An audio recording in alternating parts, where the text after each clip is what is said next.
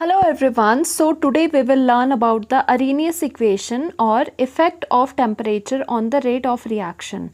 That how the temperature affects the rate of reaction. अभी तक जो आपने पढ़ा है वो पढ़ा है effect of concentration on the rate of the reaction. ठीक है, जो इससे पहले वाले lectures है वो यही बताते हैं कि concentration से किस तरह आपकी rate of the reaction affect होता है। तो अरेनियस इक्वेशन इसी के अंडर आती है effect of temperature on rate of the reaction की टेम्परेचर का रेट ऑफ द रिएक्शन के ऊपर क्या इफेक्ट है एंड इन दोनों का क्या रिलेशन है वो बताती है आपकी अरेनियस इक्वेशन। अरेनियस इक्वेशन थोड़े लास्ट में जाके आएगी, बट पहले ये बताते हैं जो आपके पास एनसीईआरटी में गिवन है कि पहले आपने कैसे गैसेस लगाए, आपने क्या देखा टेम्परेचर का variation with the rate of the reaction. Okay, तो देखो यहाँ पर वैसे यूजुअली क्या बोला जाता था कि मोस्ट ऑफ द रिएक्शन में यूजुअली क्या होता है कि जैसे हम टेम्परेचर को इंक्रीज करेंगे the rate of the reaction will also increases. बोलने का क्या मतलब है कि जैसे अगर टेम्परेचर सपोज आपने इंक्रीज करा तो दैट मीन्स जो स्पीड ऑफ द रिएक्शन है उस रिएक्शन के होने की जो स्पीड है वो भी बढ़ जाएगी। किसकी वजह से? जैसे कि हमने टेम्परेचर को इंक्रीज करा है। ठीक है, तो अगर रेट इंक्रीज हो रहा है दैट मीन्स रेट कांस्टेंट भी इंक्रीज होगा टेम्परेचर के साथ। ठीक है, रेट कांस्टेंट क्या होता है? रेट कांस्टेंट होती है के वाली वैल्यू। और आपने पढ़ा होगा कि पहले भी करवाया गया है किसी पर्टिकुलर रिएक्शन के लिए हम के सेम रखते हैं फॉर अ पर्टिकुलर टेम्परेचर। हमने कहा था के कॉन्सेंट्रेशन ऑफ द रिएक्टेंट्स पे डिपेंड नहीं करता है। जो के होता है रेट कांस्टेंट वो सिर्फ और सिर्फ टेम्परेचर पे डिपेंड करता है।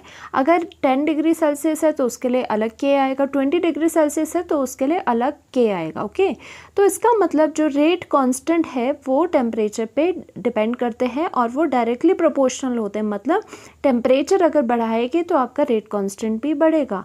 और सिंस आपको पता है किसी भी रिएक्शन के लिए according to the rate law equation rate is proportional to the rate constant. So अगर रेट आपका इंक्रीज होगा टेम्परेचर की वजह से, so due to this relation के इंक्रीज होने की वजह से आपका रेट भी इंक्रीज हो गया। इसी वजह से हम कहते हैं कि on increasing temperature the rate of the reaction is also increase. मतलब जो स्पीड होती है रिएक्शन के होने की वो भी ज़्यादा हो जाएगी। ये तो हमें बेसिक चीज़ पता चल गई। अब हमने जैसे जैसे हमने आगे पढ़ना है वैसे वैसे हमें पता लगाना है कि कितना पर्टिकुलर टेम्परेचर राइज करने से हमारा रेट कितना होता है, कितना डबल होता है या ट्रिपल होता है, कैसा होता है। ठीक है, वो डिटेल में इस लेक्चर में हम पढ़ेंगे। This is important.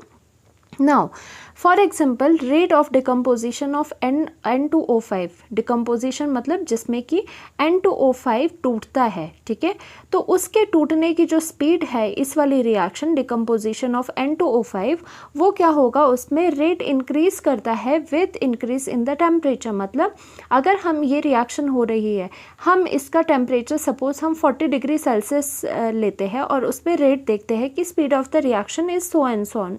ठीक है, ये है rate of the reaction. But अगर हम उसी रिएक्शन को 50 डिग्री सेल्सियस पर करें तो आप देखोगे कि जो स्पीड ऑफ द रिएक्शन है, रेट ऑफ द रिएक्शन है, वो आपकी बढ़ चुकी है। ठीक है, और मोर स्पेसिफिकली जो आप जनरल देखते हैं, इन जनरल आप देखते हो वो क्या देखते हो, दिस इज़ इम्पॉर्टेंट। ठीक है, ये इम्पॉर्टेंट एक है स्टेटमेंट। तो आप जनरली क्या देखते हो, फॉर अ केमिकल रिएक्शन, ठीक है, for a chemical reaction with rise in temperature by 10 degree, ठीक है, the rate constant is nearly doubled. बोला जाता है कि ऐसा देखा गया कि किसी भी केमिकल रिएक्शन के लिए अगर हम टेम्परेचर को 10 डिग्री बढ़ा दें, मतलब अभी क्या था, अभी 40 डिग्री था तो अभी हमने 10 डिग्री बढ़ा दिया, कितना किया, 50 डिग्री कर दिया। तो ऐसा करने की वजह से जो रेट कांस्टेंट है मतलब के है उनमें कितना फ़र्क आएगा, वो जो रेट कांस्टेंट अब नया आएगा वो ऑलमोस्ट डबल हो जाएगा पिछले से। ठीक है, जैसे कि क्या बोला जा रहा है, आपको ये बोला जा रहा है कि सपोज़ अगर हमारा टेम्परेचर था 40 डिग्री सेल्सियस तो हमने इसमें क्या करा, इसमें बोला जा रहा है for every 10 degree rise in temperature आपका पहले 40 डिग्री था, उसमें 10 डिग्री राइज करो, आपका टेम्परेचर कितना आ गया, 50 डिग्री सेल्सियस। उसमें बोला गया है कि सपोज़ यहाँ पे जो रेट कांस्टेंट है उसकी वैल्यू कितनी थी, x थी। ओके, तो अब क्या हो गई, अब ये बढ़ के क्या हो गई, इसकी वैल्यू हो जाएगी, यहाँ पे जो नया रेट कांस्टेंट आएगा 10 डिग्री राइज इन टेम्परेचर के बाद बाद वो कितना हो जाएगा, वो ट्वाइस हो जाएगा then that of the initial value. मतलब इसका मतलब क्या होता है, 10 डिग्री राइज करने से टेम्परेचर का, ठीक है, जो रेट कांस्टेंट होता है वो डबल हो जाता है। रेट कांस्टेंट का हो या फिर आप क्या क्या कह सकते हो, रेट कांस्टेंट की जगह आप रेट भी लिख सकते हो। दैट मीन्स रेट भी आपके क्या हो जाएगी, डबल हो जाएगा। मतलब speed of the reaction double हो जाती है जब आपका टेम्परेचर किससे बढ़ता है, 10 डिग्री राइज करता है आपका टेम्परेचर। ठीक है, यही आपका बताया, इस जो जनरल स्टेटमेंट है इसमें आपको यही बताया गया। ठीक है, नाउ टेम्परेचर कॉफिशिएंट देखते हैं। अब इसी से जो आप बोल रहे हो 10 डिग्री राइज इन टेम्परेचर, जो आपका रेट कांस्टेंट है नियरली डबल हो जाता है, इसी से आपने एक चीज़ निकाली that is known as the temperature coefficient. ठीक है, टेम्परेचर कॉफिशिएंट क्या होता है, ये होता है रेशो ऑफ द, सबसे पहले ratio of the rate constants होता है। देखो यहाँ पे रेशो ऑफ के एंड के है, बट यहाँ पे के क्या होगा, रेट कांस्टेंट उसका होगा जो कि बढ़ा हुआ टेम्परेचर है, जिसे कि आपने 10 डिग्री राइज करवाया है। और नीचे डिवाइड में क्या आएगा, उसका रेट कांस्टेंट आएगा जबकि आपका टेम्परेचर सम टी है। ठीक है, मतलब छोटे वाला टेम्परेचर नीचे और जो बढ़ाया हुआ है टेम्परेचर आपने किससे, बाय द 10 डिग्री से बढ़ाया है, वो आप ऊपर लिखोगे। तो देखा जाए टेम्परेचर कॉफिशिएंट क्या होता है, ratio of the rate constants. ठीक है, रेट कांस्टेंट्स जिनका टेम्परेचर आपस में 10 डिग्री से डिफर कर रहा है। ठीक है, और हमेशा याद रखो इसकी यूजुअली वैल्यू कितनी आती है, इसकी यूजुअली वैल्यू 2 आती है, समटाइम्स 2.6 2.5 भी आती है, बट नियरली आपकी 2K आएगी। ओके, देखो अब ये 2 क्यों हुआ, 2 इसीलिए हुआ कि जब हम, देखो यही बोल रहे थे, जब आप k is equal to this बन गया। ठीक है, तो आप अब इसको देखो, इसमें अगर मैं इसको रीअरेंज करूँ कि k जो टेम्परेचर 10 डिग्री ज़्यादा पे है उसकी वैल्यू डिवाइडेड बाय k जो कि आपका कितने पे है, T डिग्री सेल्सियस पे है, वो इज़ इक्वल टू कितना होता है, डबल होता है। इसका मतलब क्या हो गया, अब अगर आप इसको दूसरी साइड ले जाओगे तो k की वैल्यू जो T प्लस 10 डिग्री सेल्सियस के लिए है वो is equal to twice then that of the k value जो कि T डिग्री सेल्सियस है। देखो ये वाली चीज़, ठीक है, ये क्या बोला जा रहा है कि जब हम टेम्परेचर में 10 डिग्री सेल्सियस से राइज करते हैं तो उसका जो k होता है रेट कांस्टेंट, वो ऑलमोस्ट ट्वाइस हो जाता है देन दैट ऑफ द कौन सा, इनिशियल k की वैल्यू के। यही जो स्टेटमेंट है उसको आपने इस तरह से लिखा है, और इनका दोनों का जो रेशो होता है उसको कहते हैं आप टेम्परेचर कॉफिशिएंट, और temperature coefficient is nearly is equal to 2। आपसे पूछ सकते हैं कि temperature coefficient nearly equal to 2 क्यों होता है, क्योंकि आपने बोला है, ऐसा देखा गया है कि वो जो रेट कांस्टेंट है नया वाला वो डबल हो जाता है देन दैट ऑफ द पुराने वाला। ठीक है, इसीलिए बेशक बोला गया है टेम्परेचर कॉफिशिएंट, बट रेशो किसका है, रेशो है यहाँ पर रेट कांस्टेंट्स का, नॉट ऑफ द टेम्परेचर। ठीक है, तो इसकी जो टेम्परेचर कॉफिशिएंट है उसकी आपकी डेफिनेशन क्या है, temperature coefficient of reaction rate किसी भी रिएक्शन रेट का टेम्परेचर कॉफिशिएंट क्या होता है, is defined as the ratio of rate constants at 2 temperatures. ठीक है, ratio of the rate constants at 2 temperature differing by 10 degree Celsius temperature, जिनमें कि आपस में कितने का डिफरेंस है, 10 डिग्री सेल्सियस का डिफरेंस है आपस में। ओके, और इसकी वैल्यू क्या होती है, नियरली आपकी 2 रहती है। ठीक है, now most of the reactions have temperature coefficient equal to 2, means rate constant doubles with 10 degree rise in temperature। वही बात आपको दोबारा लिखी गई है।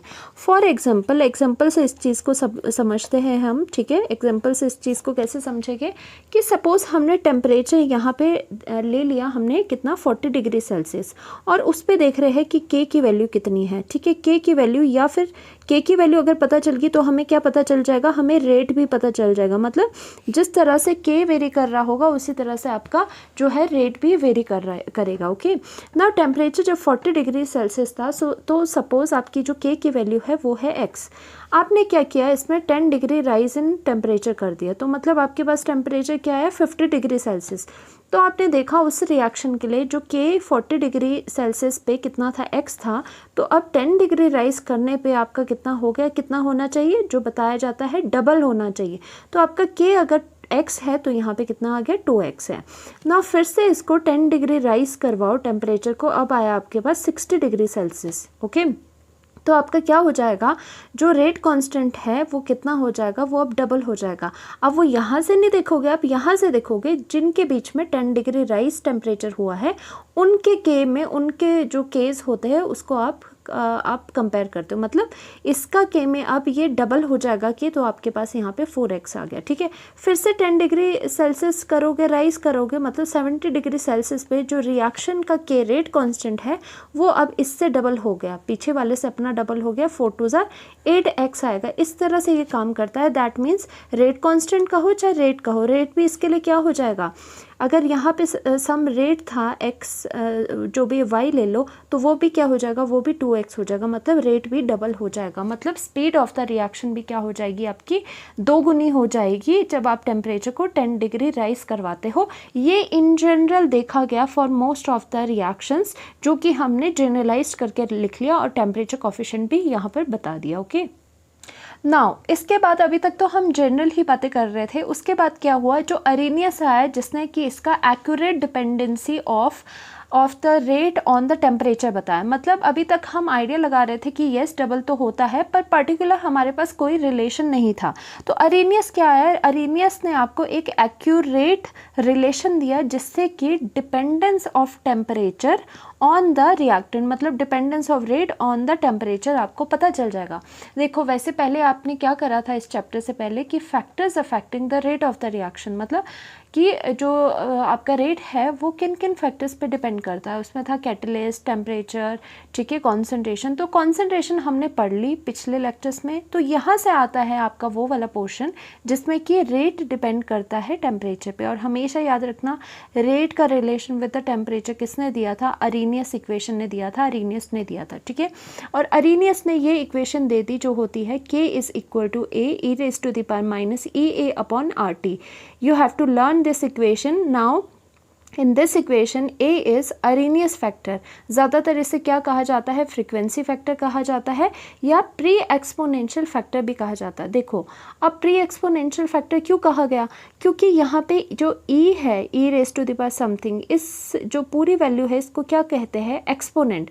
जब भी E raise to the power something होता है, E को क्या कहा जाता है, एक्सपोनेंट कहा जाता है। तो जो ये एक्सपोनेंट है उससे आगे कोई फैक्टर लगा हुआ है तो A इसीलिए कहलाया कि प्री एक्सपोनेंशियल फैक्टर, कि एक्सपोनेंट जो लगा हुआ है उससे आगे कोई फैक्टर है उसे कहते हैं प्री एक्सपोनेंशियल फैक्टर या फिर फ्रीक्वेंसी फैक्टर भी कहा जाता है इसमें। क्योंकि जब कोलिजन थ्योरी आपने करी थी तो यहाँ एक ही जगह आपने Z लगाया था जो फ्रीक्वेंसी फैक्टर भी कहते हैं। ठीक है, now EA is the activation energy जो किस में होगी, जूल पर मोल में होगी। R आपका यूनिवर्सल गैस कांस्टेंट है, सिंस एनर्जी है तो जूल वाला आप यूज़ करोगे। और याद रख लो जूल वाला कौन सा होता है, 8.314 वैल्यू होती है जूल पर केल्विन पर मोल। नाउ टेम्परेचर जो यहाँ पर है, टेम्परेचर किस में होगा, आपको केल्विन में लेना पड़ेगा, हमेशा केल्विन में लेना है। ओके, तो अरेनियस ने ये इक्वेशन दी और इसके बारे में अभी हम आगे डिटेल में बात करेंगे कि क्या क्या हुआ। अब देखो, अब ग्राफ भी पूछ सकते हैं समटाइम्स कि ड्रॉ द ग्राफ बिटवीन के, मतलब के यहाँ पर क्या है, this is the rate constant versus the temperature. जब रेट कांस्टेंट और टेम्परेचर में आप ग्राफ बनाओगे तो आप किस तरह से बनाओगे, अब देखो उसके लिए ग्राफ बनाने के लिए एक इक्वेशन तो चाहिए। Now this is the equation. Now इसमें जो रेट कांस्टेंट है और जो टेम्परेचर है वो आपस में कैसे वेरी कर रहा है, वो कर रहा है वेरी एक्सपोनेंशियली, क्योंकि यहाँ पे एक्सपोनेंट पे है ना, ये ऊपर एक्सपोनेंशियली वेरी कर रहा है। तो आप क्या कहोगे कि इसका ग्राफ बना, इसका ग्राफ इस तरह से बनेगा एक्सपोनेंशियल, और आपको पता है इंक्रीज तो करता ही है। टेम्परेचर राइज करोगे तो के भी आपका क्या हो जाएगा, इंक्रीज करेगा, जो कि हमने पढ़ा भी है कि डबल होता है। और अगर आपको इस इक्वेशन से समझना है टेम्परेचर और के का रिलेशन तो आप इस तरह से यहाँ पर समझ सकते हो। ध्यान से देखना किस तरह से इसको इंटरप्रेट करते हैं। अब देखो K is equal to A e raise to the power minus EA upon RT। Okay, अब क्या करो, K के साथ T का डिपेंडेंसी देखनी। हम बोल रहे हैं कि जब टेम्परेचर अगर आप राइज करोगे तो K पे क्या फ़र्क पड़ेगा, by looking at this expression. ना T अगर आप इंक्रीज करोगे, ठीक है, टेम्परेचर को अगर आप इंक्रीज करोगे तो दैट मीन्स टेम्परेचर को इंक्रीज करोगे अगर आप, तो टेम्परेचर यहाँ पे क्या है, यहाँ पे नीचे है, डिनोमिनेटर में है, मतलब यहाँ पर क्या है EA/RT की फॉर्म में है और साथ में माइनस लगा है, ठीक है। तो जब टेम्परेचर आपने राइज करा, मतलब यहाँ पे ज़्यादा वैल्यू आएगी, तो डिनोमिनेटर में जब भी ज़्यादा वैल्यू आती है तो आपको पता है तो उसकी जो आपकी बाद में वैल्यू आती है वो कम आती है। जैसे देखो डिनोमिनेटर में अगर आप यहाँ पे 6000 मतलब ज़्यादा वैल्यू रखोगे तो आपकी यहाँ पे जो इसको कैलकुलेट करके आएगी वो आपकी स्मॉल वैल्यू आएगी। जैसे कि अगर 1 डिवाइडेड बाय अगर आप यहाँ पे 1000 रखते हो, बड़ी वैल्यू डिनोमिनेटर में नीचे वाली साइड अगर बड़ी वैल्यू होती है तो ओवरऑल जो आपका आंसर आता है वो क्या आता है, कम आएगा। तो यहाँ पे देखो आपका कितना 1 2 3 4, यहाँ पे आपका ये आ गया, ठीक है, 1 2 3 4 ये वाली आपकी वैल्यू आ गई यहाँ पे, ठीक है। तो आपने सॉरी ये इतना हो जाएगा। तो आपने ये देखना है कि जब भी आप स्मॉल एक्सप्रेशन लेते हो, ठीक है, स्मॉल एक्सप्रेशन अगर आप लेते हो तो अगर आप बड़ा एक्सप्रेशन लेते हो तो आपके पास स्मॉल एक्सप्रेशन आता है, मतलब कम वैल्यू छोटी वैल्यू आती है।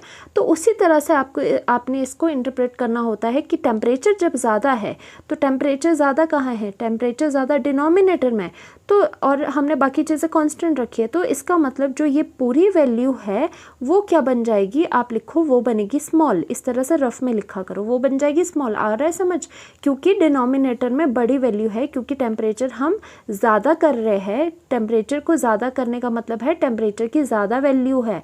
तो टेम्परेचर की जब ज़्यादा वैल्यू है तो ये देखो भाई ये तो कहाँ है, डिनोमिनेटर में प्रेजेंट है। तो डिनोमिनेटर में अगर ज़्यादा वैल्यू होती है तो ओवरऑल क्या आती है उसकी स्मॉल। तो आपने इस तरह से रफ में करना है कि स्मॉल आ गई, ठीक है ना। माइनस तो बाहर पड़ा है, अब स्मॉल आएगी तो स्मॉल का मतलब आपने लगाना है नेगेटिव, कि मतलब वो वाली चीज़ क्या होगी, नेगेटिव, ठीक है। ये जस्ट तरीका होता है इंटरप्रेट करने का।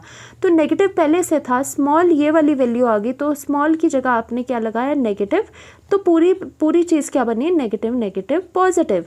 इसका मतलब k is equal to positive effect आ रहा है टेम्परेचर इंक्रीज़ करने से। इसका मतलब k इंक्रीज़ करेगा जब आपका टेम्परेचर इंक्रीज़ करेगा। ये चीज़ें होती है इन चीज़ों को इंटरप्रेट करने के लिए, ठीक है।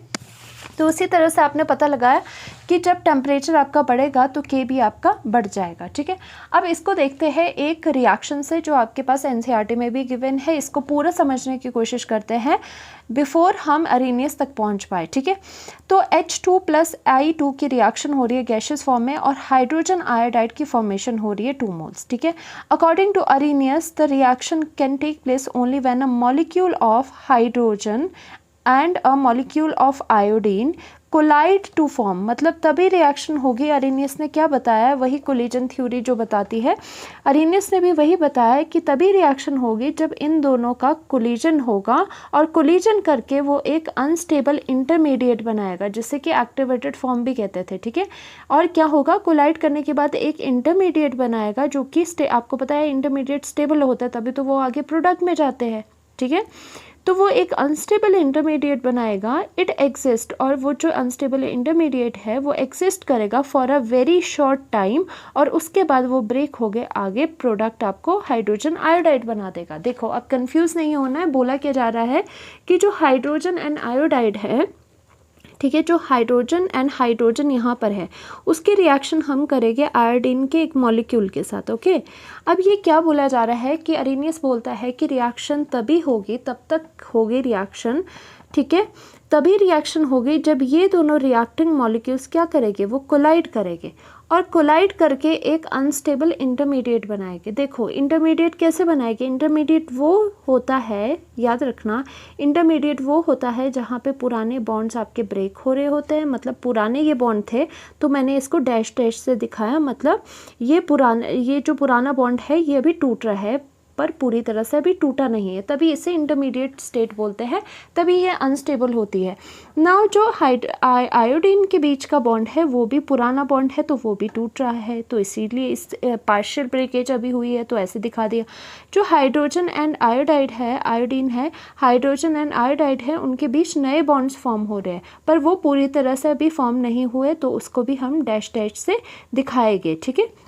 Now this state is called the this state is the intermediate state, ठीक है। ये स्टेट कौन सी आपकी, इंटरमीडिएट बना जो कि अनस्टेबल होगा, इंटरमीडिएट बना या फिर एक्टिवेटेड कॉम्प्लेक्स भी कहते हैं इसे, ठीक है, एक्टिवेटेड कॉम्प्लेक्स भी कहते हैं। आगे पढ़ेंगे हम कि क्या हुआ कि इन दोनों ने कोलाइड करा और ये क्या है, ये एक्टिवेट हो गए क्योंकि उनके पास सर्टेन एनर्जी होगी जो आगे हम डिस्कस करेंगे। तो इन्होंने एक इंटरमीडिएट बनाया जो कि अनस्टेबल होगा, या फिर एक्टिवेटेड कॉम्प्लेक्स बनाया जो कि अनस्टेबल होगा। मतलब वो यही नहीं टिकेगी रिएक्शन, वो रिएक्शन जो है वो आगे चले जाएगी। और यहाँ पे हाइड्रोजन आयोडाइड के आपके 2 मॉलिक्यूल्स बन जाएंगे, एक ऊपर वाला और एक इस तरह का। तो अरेनियस ने यही बताया कि सबसे पहले उनका कोलिजन होना चाहिए, कोलिजन के बाद वो एक इंटरमीडिएट बनाएंगे जो कि अनस्टेबल होगा, फिर दोबारा क्या होगे, रिएक्शन में जो बॉन्ड्स पुराने हैं वो ब्रेक हो गए, नए बनेंगे, तो आपके पास प्रोडक्ट बन जाएगा। बट इसमें एक और चीज़ थी, एक कि एनर्जी के बारे में भी डिस्कशन थी कि इनके पास एक प्रॉपर अमाउंट ऑफ एनर्जी होनी चाहिए, तभी ये यहाँ तक पहुँच सकते हैं, जो कि कोलिजन थ्योरी ने भी बताई थी, ठीक है। उसके बाद क्या हुआ, अरेनियस ने क्या बताया कि भाई कोलिजन तक तो ठीक है, बट उसके बाद उसने ये बताया कि जो रिएक्टेंट स्पीशीज़ है उनके पास एक minimum amount of extra energy होनी चाहिए, जो कि क्या होगी, जो कि उन्हें हेल्प करेगी इंटरमीडिएट बनाने में। So the energy required to form this intermediate was called the activation energy, EA। देखो इंटरमीडिएट है, उसे एक्टिवेटेड कॉम्प्लेक्स भी कहा जाता है, ठीक है। तो उसी को दिखाने के लिए यहाँ पे एनर्जी डायग्राम हम बनाएंगे, किसके बीच, पोटेंशियल एनर्जी हम y एक्सिस पे रखेंगे एंड x एक्सिस पे हम रिएक्शन प्रोग्रेस या फिर रिएक्शन कोऑर्डिनेट लिखेंगे, ठीक है, कोऑर्डिनेट, ठीक है, रिएक्शन कोऑर्डिनेट हमने लिखा, यहाँ पे पोटेंशियल एनर्जी लगा दी। और उसमें क्या देखा, अब हमें देखना है कि वही जैसे कोलिजन थ्योरी में भी बताया था उसी तरह से कि यहाँ पे रिएक्टेंट है, सपोज एक यहाँ रिएक्टेंट है, यहाँ पे इन्होंने प्रोडक्ट यहाँ पे दे दिया। आप ऊपर नीचे रिएक्टेंट से आप ऊपर भी लिख सकते थे, नीचे भी लिख सकते थे, बट सपोज आपने यहाँ लिख लिया, ठीक है। तो अब क्या बोला जाता है कि रिएक्टेंट्स जो है वो उसको क्या कहते हैं, प्रोडक्ट में जाने के लिए एक पाथ फॉलो करना पड़ेगा, जो कि इस तरह का समथिंग पाथ है, ठीक है, इस तरह का पाथ होता है वो। और यहाँ जो ये वाली स्टेज है, ये क्या होती है, यहाँ पे बनता है एक्टिवेटेड कॉम्प्लेक्स, या फिर आप क्या कह सकते हो, या फिर कह सकते हो आप इंटरमीडिएट, जो कि अनस्टेबल होगा, इंटरमीडिएट, ठीक है, जो कि हमने बताया था, जो कि अनस्टेबल होगा, यहाँ से उधर गए, उधर से नीचे आए। अब देखो, अब हर एक तो नहीं जा सकता यहाँ पर, जैसे लास्ट लेक्चर में भी बताया था। तो इसके लिए क्या होता है, इसके लिए एक मिनिमम एनर्जी बोली जाती है, जो कौन सी होती है, जो कि थ्रेशोल्ड एनर्जी होती है, थ्रेशोल्ड एनर्जी होती है। ऐसा बोला जाता है कि रिएक्टेंट के पास total of this threshold energy होनी चाहिए, तभी वही रिएक्टेंट जो जिनके पास ये एनर्जी है वो आगे जा पाएंगे। बट अब क्या देखा गया, अब ये देखा गया यहाँ पर कि भाई जो रिएक्टेंट है उसके पास तो अपनी भी इंटरनल एनर्जी प्रेजेंट है पहले से ही, चाहे रिएक्शन हो ना हो, हर एक के पास, याद रखना, हर एक केमिकल कंपाउंड जो भी होता है उसके पास हमेशा अपनी एनर्जी होती है, सबके पास अपनी एनर्जी होती है। तो रिएक्टेंट के पास भी पहले से अपनी एनर्जी थी, ER। और बोला गया कि भाई अगर तुम्हें यहाँ प्रोडक्ट बनाना है तो तुम्हें इतना बैरियर चढ़ना होगा, और उसके लिए मिनिमम एनर्जी है आपकी थ्रेशोल्ड एनर्जी, ठीक है। वो कौन सी है, थ्रेशोल्ड एनर्जी, मतलब थ्रेशोल्ड लगा दिया आपने, एक बैरियर लगा दिया एनर्जी का। बट फिर रिएक्टेंट ने सोचा मेरे पास ER इतनी अमाउंट ऑफ एनर्जी तो पहले ही है मेरे पास, ठीक है, जो कहाँ आ गई, जो यहाँ पे अगर आप देखोगे तो इतने से इतने तक तो आपकी यहाँ से पैरेलल है ना एनर्जी, मतलब इतने से इतने तक तो एनर्जी इसके पास अपनी ही है। तो आपको एक्स्ट्रा कितनी रिएक्टेंट को एनर्जी चाहिए, रिएक्टेंट को एक्स्ट्रा चाहिए इतनी एनर्जी, ठीक है, यहाँ से यहाँ तक इतनी एक्स्ट्रा एनर्जी चाहिए रिएक्टेंट को, सो दैट वो यहाँ पर एक्टिवेटेड कॉम्प्लेक्स बनाए और उसके बाद प्रोडक्ट में कन्वर्ट हो जाए। अब देखो, ठीक है, आपको समझ आ गया। वैसे अगर नहीं समझ आया तो थ्रेशोल्ड एनर्जी और एक्टिवेशन एनर्जी पे लेक्चर बना हुआ है, इससे पहले वाला, आप उसको पूरा देख सकते हो। नाउ रिएक्टेंट को आपकी थ्रेशोल्ड एनर्जी को पार करना था, पर उसने देखा कि मेरे पास ER कुछ अमाउंट ऑफ एनर्जी तो पड़ी है, इसका मतलब उसे कुछ एक्स्ट्रा ही एक्सेस एनर्जी लेनी पड़ी, और वो एक्स्ट्रा एनर्जी वो कहलाती है एक्टिवेशन एनर्जी क्या होती है? It is the minimum extra energy that must be acquired by the reactant so it can be converted into the activated complex या फिर it will give rise to the product. तो हम ऐसे तो threshold energy तो होनी चाहिए थी, बट भाई इतनी तो है इसके पास, तभी इंपॉर्टेंस एक्टिवेशन एनर्जी की बात ज़्यादा आती है, क्योंकि थ्रेशोल्ड एनर्जी में से आपके पास इसकी रिएक्टेंट की इंटरनल एनर्जी तो है, बस अब आपके पास एक्टिवेशन एनर्जी चाहिए, तभी इसे कहा जाता है it is the excess energy. कि मतलब इतने में से एक्स्ट्रा एनर्जी कितनी ले रिएक्टेंट, इतनी एक्स्ट्रा एनर्जी ले सो दैट ये यहाँ से बैरियर को क्रॉस करके वहाँ पहुँच जाए। ओके, तो इसीलिए कहा जाता है कि वही रिएक्टेंट्स कोलाइड तो करेंगे बेशक, ठीक है, पहली कंडीशन थी कि कोलाइड करेंगे, बट उसके बाद उनके पास उन रिएक्टेंट के पास सम एक्टिवेशन एनर्जी भी होनी चाहिए, तभी वो क्या करेंगे, आगे प्रोडक्ट में कन्वर्ट हो जाएगी। ठीक है, और उसी के साथ एक और चीज़ आती है दिस वन, कि अगर देखो रिएक्टेंट की एनर्जी यहाँ से यहाँ तक है, क्योंकि देखो एनर्जी को कहाँ से देख रहे हो, एनर्जी को आप मेजर कर रहे हो वाई एक्सिस में, मतलब ऊपर की तरफ, तो यहाँ से यहाँ भी कितनी ये एनर्जी ही है, तो रिएक्टेंट की एनर्जी इतनी होगी। यहाँ से यहाँ प्रोडक्ट की एनर्जी कितनी हो गई, यहाँ से यहाँ energy of the product is this. अब आपने देखा कि अगर आप इसको इस तरह से करो, ठीक है, इस तरह से देखोगे आप, तो आपने देखा कि यहाँ रिएक्टेंट और प्रोडक्ट के जो बीच की एनर्जी होती है ना, इनके बीच की एनर्जी, उसको कहते हैं delta H, energy of the reaction. और डेल्टा एच की वैल्यू क्या होती है? डेल्टा एच की वैल्यू होती है एनर्जी ऑफ द रिएक्टेंट। देखो एंथैल्पी क्या है, एंथैल्पी एक फॉर्म है एनर्जी की, तो एंथैल्पी लिखो चाहे एनर्जी लिखो, एक ही बात है।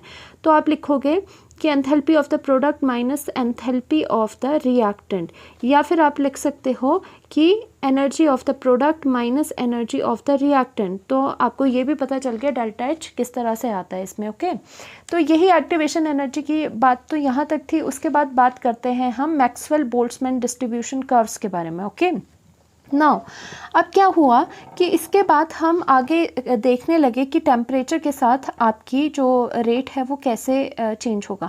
तो भाई उसके बाद आपको ये भी तो देखना था कि जो रिएक्टेंट स्पीशीज़ है उसकी एनर्जी कितनी होगी। ठीक है, क्योंकि अब आपने कौन सा नया मोड ले आया इसमें, आपने एक एक्टिवेशन एनर्जी ले आई बीच में, कि भाई रिएक्टेंट के पास एक्टिवेशन एनर्जी तो होनी चाहिए, इतनी मिनिमम तो होनी चाहिए, इससे ज़्यादा भी हो सकती है। ठीक है, इतनी एनर्जी तो होनी चाहिए इसके पास। तो इसमें मैक्सवेल बोल्ट्जमैन डिस्ट्रीब्यूशन कर्व्स आई, जिन्होंने ये बताया, देखो सिंगल जो आपके रिएक्टिंग स्पीशीज़ है, सिंगल मॉलिक्यूल्स हैं, उनकी अकेले करके एनर्जी बताना बहुत ही ज़्यादा मुश्किल होता है, क्योंकि आपको नहीं पता कौन सा ईच इंडिविजुअल जो मॉलिक्यूल है वो कैसे आपका वो रिएक्ट कर रहा है, या फिर कैसे आपको वो स्टेज में प्रेजेंट है, किस स्टेट में वो प्रेजेंट है। ठीक है, तो आपको ये नहीं पता वो कैसे बिहेव करेगा। सो हैंस पर्टिकुलर मॉलिक्यूल्स की आप एनर्जी को नहीं देख सकते, आप इसमें इंटरप्रेट नहीं कर सकते। तो मैक्सवेल बोल्ट्जमैन डिस्ट्रीब्यूशन कर्व इसीलिए आती है कि मैक्सवेल बोल्ट्जमैन ने क्या करा, इन्होंने प्रिडिक्ट करा distribution of kinetic energy for large number of molecules. इन्होंने क्या करा, इंस्टेंट की एक मॉलिक्यूल की एनर्जी देखना कि भाई तुम्हारे पास, देखो एनर्जी क्यों देख रहे हैं हमने, इसीलिए एनर्जी को देखना है रिएक्टिंग मॉलिक्यूल्स की, कि भाई तुम्हारे पास इतनी सफिशिएंट एनर्जी भी है या नहीं है कि तुम प्रोडक्ट बनाओ। तो रादर कि एक मॉलिक्यूल की एनर्जी देखना जो कि डिफ़िकल्ट था, तो मैक्सवेल बोल्ट्जमैन ने क्या करा कि उन्होंने काइनेटिक एनर्जी, मतलब जो मॉलिक्यूल्स हैं उनकी एनर्जी को लार्ज नंबर ऑफ मॉलिक्यूल्स के लिए अब एनर्जी देखना शुरू कर दिया। मतलब कंबाइन करके फ्रैक्शन ऑफ मॉलिक्यूल्स, मतलब इतने कर मॉलिक्यूल्स है उनका देख लिया, इतने कर मॉलिक्यूल्स है उनका साथ में देख लिया। ठीक है, फ्रैक्शन ऑफ मॉलिक्यूल्स में इन्होंने स्टडी करी एनर्जी ऑफ द मॉलिक्यूल्स में, क्योंकि अकेले एनर्जी का पता लगाना मुश्किल था, एनर्जी बताना मुश्किल था। सो मैक्सवेल बोल्ट्जमैन तभी इस वाले टॉपिक में ये इंपॉर्टेंट हो जाता है क्योंकि इन्होंने डिस्ट्रीब्यूशन कर्व्स दी थी। दे प्लॉटेड फ्रैक्शन ऑफ मॉलिक्यूल, उन्होंने क्या प्लॉट करा, fraction of molecule versus kinetic energy of molecule. मतलब फ्रैक्शन ऑफ मॉलिक्यूल मतलब कितने मॉलिक्यूल है, कितने नंबर ऑफ मॉलिक्यूल्स है। ठीक है, और इन्होंने प्लॉट किया काइनेटिक एनर्जी उनकी। और ये फ्रैक्शन ऑफ मॉलिक्यूल्स क्या होता है अगर आपको देखना है, तो fraction of molecules basically NE/NT होता है। ठीक है, और NE क्या होता है, NE होता है नंबर ऑफ मॉलिक्यूल्स जिनकी काइनेटिक एनर्जी सम E है, तभी E लिखा है, नंबर ऑफ मॉलिक्यूल जिनकी काइनेटिक एनर्जी E है। NT का मतलब कि टोटल नंबर ऑफ मॉलिक्यूल कितने हैं, कि टोटल कितने हैं, ठीक है। तो NE अपॉन NT क्या आया, फ्रैक्शन ऑफ मॉलिक्यूल आया। इन्होंने जब इसके साथ मैक्सवेल एंड बोल्ट्जमैन, ये डिस्ट्रीब्यूशन कर्व कहलाती है, जब उन्होंने फ्रैक्शन ऑफ मॉलिक्यूल के साथ उनकी काइनेटिक एनर्जी को देखना चाहा, तो वो देखो वो कैसे आई। तो आपके पास वो आएगी, वो कुछ इस तरह से आई आपके पास, ठीक है, वो कुछ इस तरह से आई। तो आपने देखा कि यहाँ पर अब ध्यान से देखो, आपके पास क्या चीज़ पता चली, आपके पास ये चीज़ पता चली, जो ये वाला बिल्कुल टॉप वाला पॉइंट है, आपने ये पकड़ लिया, ठीक है। तो आपने देखा ये टॉप वाला जो पॉइंट आ रहा है ये है क्या। अब यहाँ पर देखो, दिस इज़ द, जो ये वर्टिकल लाइन है, अब आपको क्या देखनी है, आपको तो वर्टिकल लाइन देखनी है। कुछ बच्चे कहेंगे कि this is the maximum energy, नहीं, एनर्जी नहीं है, एनर्जी क्योंकि जो काइनेटिक एनर्जी ली हुई है हमने, वो हमने अलोंग द क्या ली है, हॉरिजॉन्टल एक्सिस लिया, अलोंग द एक्स एक्सिस लिया। बट यहाँ पे जो बन रहा है, यहाँ पे ये वर्टिकल बन रहा है, तो ये किसके पैरेलल है, ये फ्रैक्शन ऑफ मॉलिक्यूल के पैरेलल है, ठीक है। इसका मतलब क्या बोला गया कि ये this is not the maximum energy, ठीक है। यहाँ पे क्या बोला गया, जो ये पीक आई, कि ये वाली क्या है, this is the most probable kinetic energy, ठीक है। क्योंकि क्या हुआ, यहाँ से अगर एक्स्ट्रापोलेट आपने किया, यहाँ पर क्या है, this is the fraction of molecule, तो फ्रैक्शन ऑफ मॉलिक्यूल क्या है, यहाँ पे सबसे ज़्यादा है, ठीक है। तो यहाँ से पता चला कि जो भी रिएक्शन आपकी हो रही है, उसमें फ्रैक्शन ऑफ मॉलिक्यूल्स के ज़्यादातर जो फ्रैक्शन ऑफ मॉलिक्यूल्स हैं, उनके पास ज़्यादातर मॉलिक्यूल्स के पास कौन सी काइनेटिक एनर्जी प्रेजेंट है, ये वाली काइनेटिक एनर्जी प्रेजेंट है, ठीक है। ये वाली काइनेटिक एनर्जी प्रेजेंट है, जो यहाँ पे E है।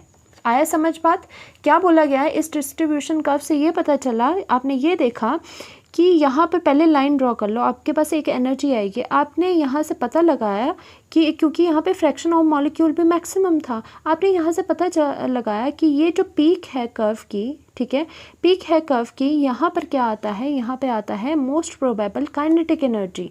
मतलब मोस्ट प्रोबेबल काइनेटिक एनर्जी क्यों बोला गया है, क्योंकि मैक्सिमम फ्रैक्शन ऑफ जो मॉलिक्यूल्स थे, ज़्यादातर मॉलिक्यूल्स थे, उसका मतलब है ज़्यादातर मॉलिक्यूल्स के पास ये वाली एनर्जी है, ठीक है।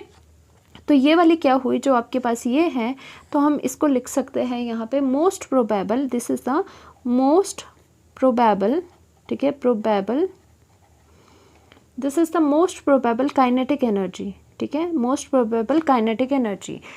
और वो काइनेटिक एनर्जी कौन सी है, ये वाली है, कहीं ये पीक को ना करना, क्योंकि ये क्या है, ये यहाँ से फ्रैक्शन ऑफ मॉलिक्यूल है। तो देखा गया, हमने ये देखा गया कि एक रिएक्शन है, ठीक है, यहाँ देख लो अगर नहीं समझ आया अभी भी, कि सपोज एक रिएक्शन है, उसमें बहुत ज़्यादा मॉलिक्यूल्स है जिन्होंने कोलाइड करना है।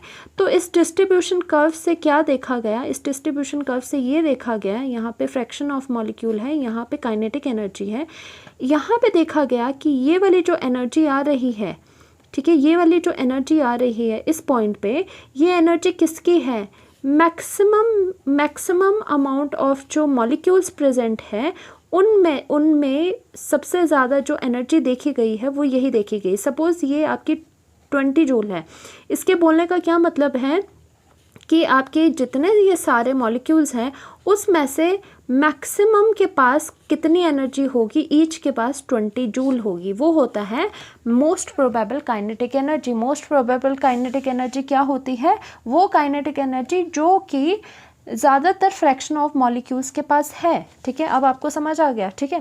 तो आपने एक और चीज़ देखी, जैसे यहाँ पर है peak of the curve is the most probable kinetic energy, that is kinetic energy of maximum fraction of molecule, जो कि मैक्सिमम मॉलिक्यूल्स के पास जो एनर्जी है वो कौन सी है, मोस्ट प्रोबेबल काइनेटिक एनर्जी कहते हैं उसे हम, ठीक है।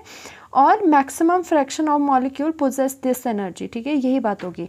और हमने देखा few number of molecules have energy higher than this. अब हमने क्या बोला कि आपने पीक से तो ये बता दिया कि मैक्सिमम जो मॉलिक्यूल्स है, फ्रैक्शन ऑफ मॉलिक्यूल, उनके पास भाई एक तरह की एनर्जी है, जो कि ये है, जो कि ज़्यादातर देखी जा रही है, जो ये बीच में आपको ये वाली वैल्यू दी है।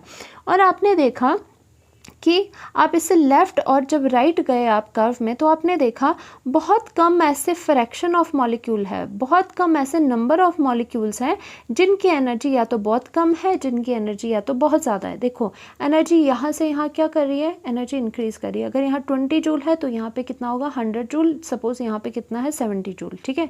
तो हमने देखा कि जो 100 जूल है, 100 जूल पे बहुत कम फ्रैक्शन ऑफ मॉलिक्यूल, यहाँ पे क्या है, यहाँ से देखो फ्रैक्शन ऑफ मॉलिक्यूल इस पॉइंट के लिए क्या है, इसके लिए फ्रैक्शन ऑफ मॉलिक्यूल इतना है और यहाँ पे एनर्जी ज़्यादा है, मतलब ज़्यादा एनर्जी के लिए आपके पास नंबर ऑफ मॉलिक्यूल्स कम है। तो यहाँ से देखा गया कि नंबर ऑफ मॉलिक्यूल्स जिनके पास बहुत ज़्यादा एनर्जी है वो भी कम है उनके नंबर, और वो उनके नंबर, उन मॉलिक्यूल्स के नंबर जिनके पास बहुत कम एनर्जी है वो भी कम है, ठीक है। तो अभी तक फ़िलहाल इतना पता चला हमें, ठीक है। Now coming to the very important conclusion, this distribution curve is very important. अभी तक तो हम बेस बना रहे थे अभी आपके पास, ठीक है। अब बात आती है मैक्सवेल और जो बोल्ट्जमैन की डिस्ट्रीब्यूशन कर्व्स थी, उनका मेन पर्पस यही दिखाना था जो हम पढ़ चुके हैं, ठीक है, उसको इंटरप्रेट करना। अब देखो fraction of molecule and kinetic energy distribution curve बना दी, ठीक है। सपोज सबसे पहले ब्लैक वाले पे आप फोकस करो, जब टेम्परेचर आपका T है, दिस इज़ द टेम्परेचर, ठीक है। सम टेम्परेचर T पे आपने रिएक्शन का डिस्ट्रीब्यूशन कर्व देखा, आपने देखा वो ऐसा कर्व आया और यहाँ से थोड़ा फ्लैट हो गया, ठीक है, जैसे कि पीछे भी करा है, ठीक है। फिर आपने क्या करा कि टेम्परेचर को राइज करवा दिया by 10 degree, by the unit 10 आपने टेम्परेचर को बढ़ा दिया।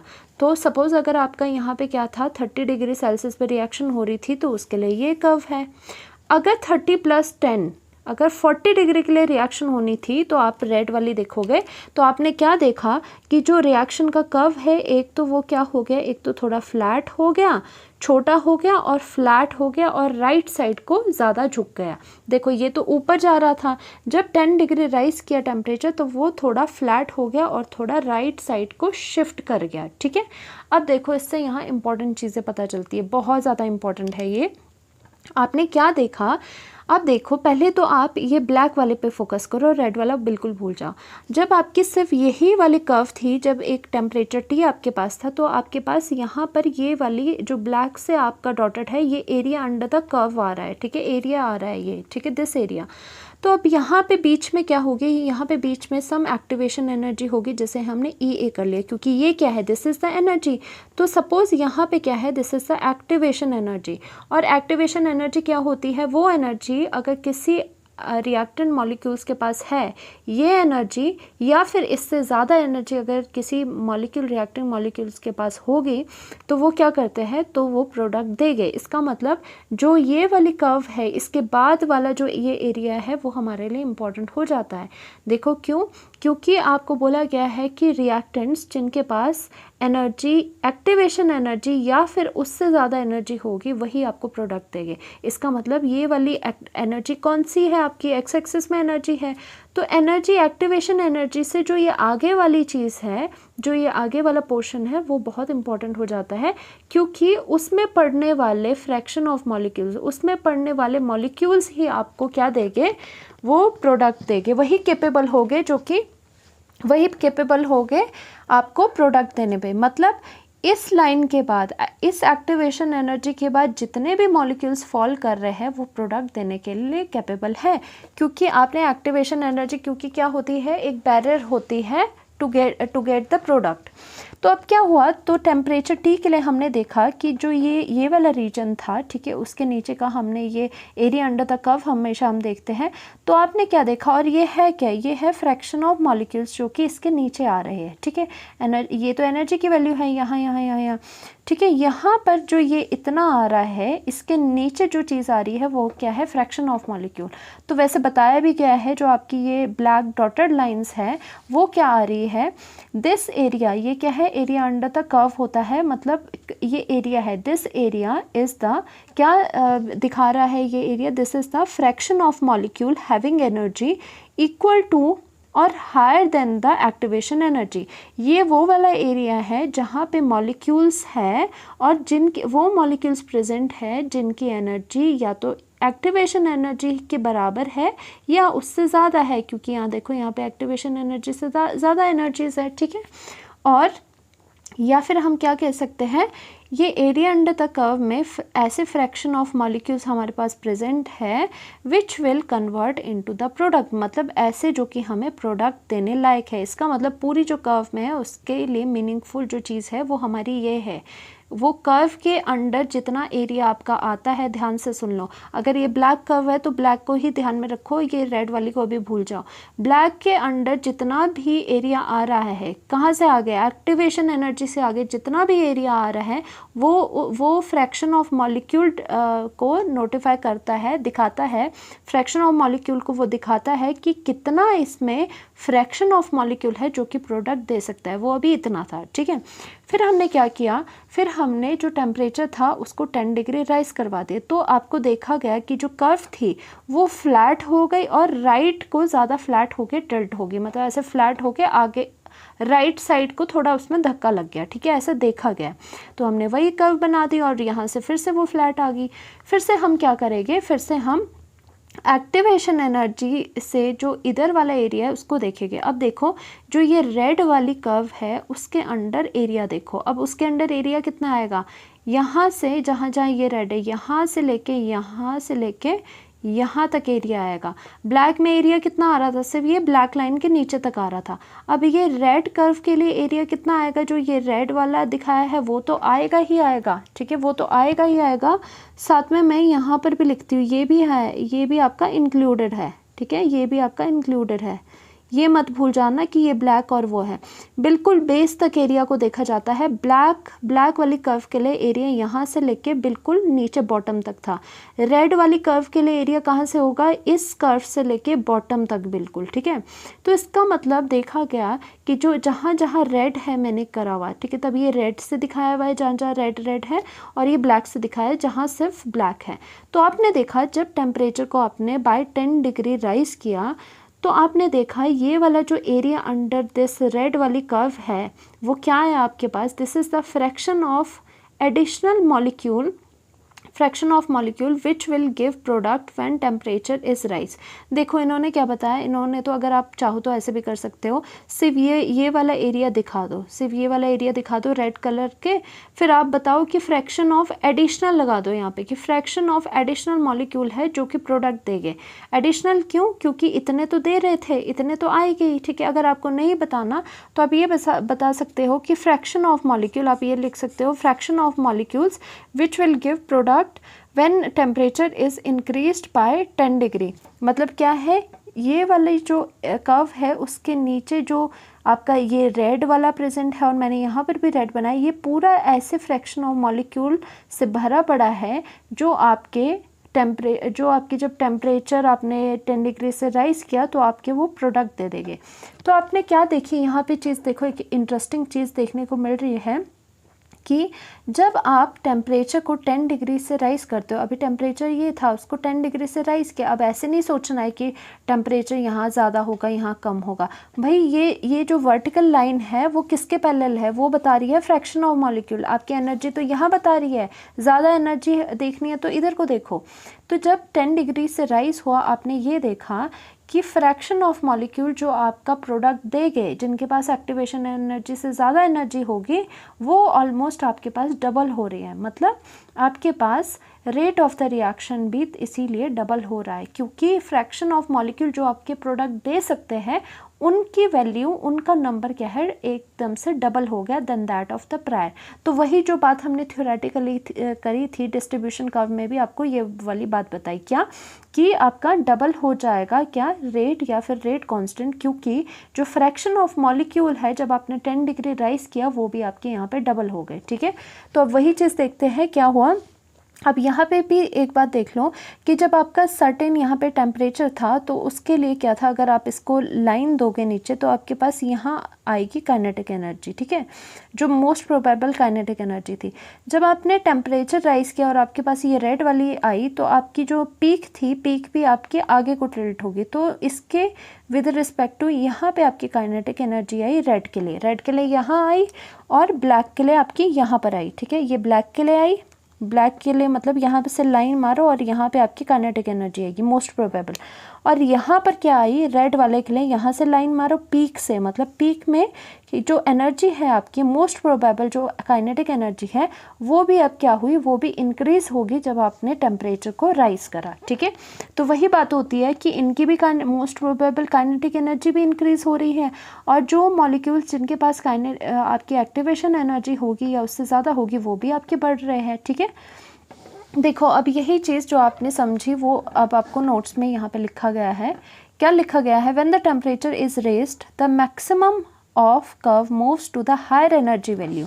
वही बात बोल रहे हैं कि जब आपकी टेम्परेचर रेज हुई, मतलब आप यहाँ से रेड वाले में आए, टेम्परेचर 10 डिग्री राइज किया, तो जो मैक्सिमम ऑफ द कर्व है, मैक्सिमम ऑफ द कर्व होती है ये वाली पीक, वो भी क्या हुई, वो भी आपकी moves to the higher energy value. वो भी कहाँ मूव करी? हायर एनर्जी वैल्यू, क्योंकि पहले ब्लैक की ये थी मोस्ट प्रोबेबल एनर्जी, फिर उसके बाद ये इतनी हो गई। एंड कर्व ब्रॉडन्स, और कर्व क्या हुई? ब्रॉड हो गई और राइट को स्प्रेड होगी। ठीक है, spreads to the right such that there is a greater proportion of molecules with much higher energies.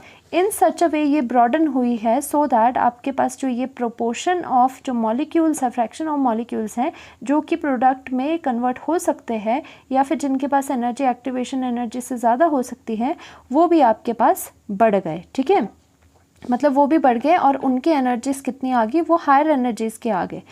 Increasing temperature of substance increases the fraction of molecule which collide with energy greater than EA। वही बात होगी, जैसे जैसे temperature हम rise कर रहे हैं तो वो फ्रैक्शन ऑफ मॉलिक्यूल जिनके पास एनर्जी EA से ज़्यादा है वो भी ज़्यादा नंबर हो गए उनके, इसका मतलब तभी वो कोलाइड करके आपके पास प्रोडक्ट दे सकते हैं। From graph it is clear that for curve, जब हमने 10 डिग्री राइज किया, मतलब कौन सी वाली कर्व? रेड वाली कर्व की बात हो रही है। The area showing fraction of molecules having energy equal to और greater than activation energy gets doubled leading to the doubling the rate of reaction. क्या बोला जा रहा है? अब ग्राफ से देख लो कि जब रेड वाली का मतलब जब आपने टेम्परेचर को 10 डिग्री राइज करा है तो एरिया जो शो करता है, एरिया क्या शो कर रहा है? फ्रैक्शन ऑफ मॉलिक्यूल शो कर रहा है। ठीक है, हैविंग एनर्जी इक्वल टू और greater then the activation energy, वो भी डबल हो रहा है। क्या डबल हो रहा है? Fraction of molecules. वही बात है कि जब हमने रेड वाली जो कर्व देखी तो उसका एरिया अंडर द जो कर्व देख रहे हैं तो वो ऑलमोस्ट पहले के मुकाबले डबल हो रहा है। इसका मतलब आपका क्या है? रेट ऑफ द रिएक्शन भी क्योंकि डबल हो रहा है। ठीक है, रेट क्यों डबल होगा? क्योंकि जैसे ही स्पीड ज़्यादा होगी रेट भी तो ज़्यादा होगा। अब स्पीड क्यों ज़्यादा हो रही है? क्योंकि ज़्यादा मॉलिक्यूल्स अब हमारे पास आ रहे हैं जिनकी एनर्जी एक्टिवेशन एनर्जी से ज़्यादा है। तो ये बताता है मैक्सवेल बोल्ट्जमैन डिस्ट्रीब्यूशन कर्व, जो कि बहुत इंपॉर्टेंट था। तो अब नेक्स्ट लेक्चर में अब हम डेरिवेशन करेंगे अरेनियस इक्वेशन की। Thank you so much to like and subscribe.